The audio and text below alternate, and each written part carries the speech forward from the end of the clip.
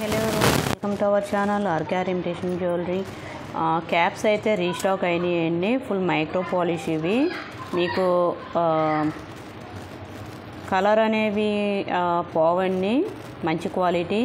మనకు 3 సైజెస్లో అయితే ఇవి అవైలబుల్గా ఉన్నాయి. ఇవి 3mm సైజు, ఇవి 4mm సైజు అండ్ ఇవి వచ్చేసి 5mm సైజు. మీకు సైజ్ మెజర్మెంట్స్ ఎలా అయితే మాకు తెలియట్లేదండి. బీడ్కి ఏ సైజ్ క్యాప్ వేస్తే ఎలా ఉంటుంది అంటే మీకు 3mm బీడ్స్లో చూపిస్తాను. అంటే 3mm క్యాప్ని 6mm బీడ్స్కి అయితే యాడ్ చేస్తే ఇదిగోండి ఇలా కనిపిస్తుంది.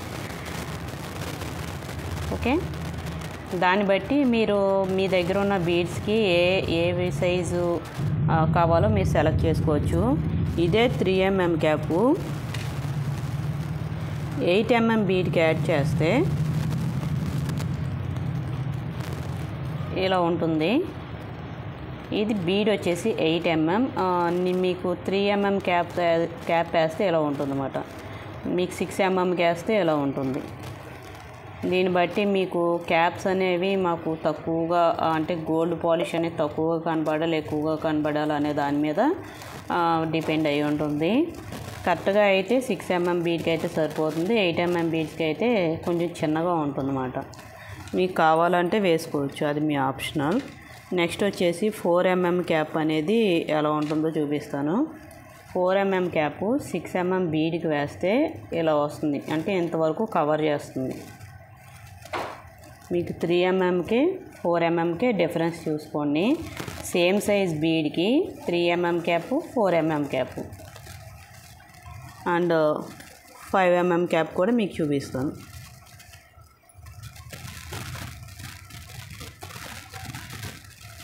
5mm క్యాప్ని ఏంటంటే దీనికన్నా కొంచెం పెద్ద సైజ్ బీడ్గా అయితే వేసాను.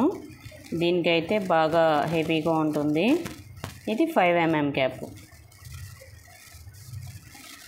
చూసారు కదా. ఇది 5mm beads, sorry 5mm beads, ఇది 6mm బీడ్. మీకు డిఫరెన్స్ అయితే తెలుస్తుంది కదా. ఇది 5mm క్యాప్ అన్నమాట. అదేవిధంగా మీకు బీడ్స్లో కూడా 5mm పెద్ద బీడ్స్కి వేస్తే ఎలా ఉంటుంది అంటే 8mm సైజ్ బీడ్కి 4mm క్యాప్ వేస్తే ఎలా ఉంటుంది. ఇందాక 3mm చూపించాను కదా, ఇది 4mm, ఇది 3mm క్యాప్. సైజెస్ అయితే చూసుకొని మీరు సెలెక్ట్ చేసుకోండి. నెక్స్ట్ ఈ 5mm క్యాప్ని ఏం చేశానంటే కొంచెం పెద్ద బీడ్కి అయితే యాడ్ చేశాను, 10mm బీడ్కి అయితే యాడ్ చేశాను.